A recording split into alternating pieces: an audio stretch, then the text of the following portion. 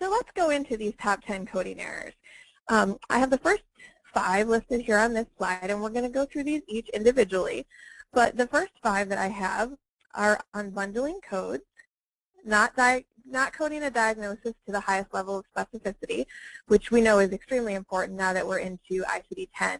Specificity, I think, is the word of the day when it comes to ICD-10. Third is overlooking additional services. 4 is modifier mistakes.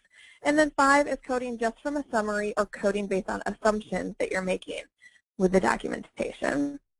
And then 6 through 10 are on the next slide. 6 is assigning the same EM level of service every time. 7, improper place of service codes. Coding to get paid rather than coding correctly. Coding based on old information, and by that I mean not implementing current code changes, not staying on top of what the most up-to-date coding rules and guidelines are. And then 10, choosing the wrong code due to terminology and abbreviation confusion. So we're going to go into each of these individually. So the first one I had was unbundling codes.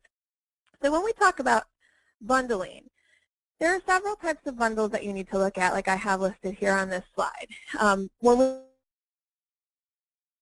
we think of bundles, when you hear the term bundled and coding, a lot of times the first thing you think of is the National Correct Coding Initiative edits. Those are certainly a type of bundle, but there are also payer-specific bundlings. There's the global surgical package rules, and then bundles that are right within the code descriptors, and we're going to talk a little bit more about all of these. But I have a note here at the bottom of this slide. Unbundling not only affects your practice's reimbursement, but can also trigger an audit. So if you are consistently appending modifiers to override CCI edits, if you're consistently trying to override payer-specific bundling, or get around that global package rule if you're often reporting EM services within the global surgical timeline, things like that. If you're consistently doing it and possibly not doing it correctly, you're going to set yourself up for an audit. Sometimes an audit, you find that it's completely justified, and that's okay, but you want to make sure that if you do get audited because you get flagged in the system, that you are going to stand up to that audit scrutiny. So that's where we're going to look here at the different types of bundles. So we talked about CCI.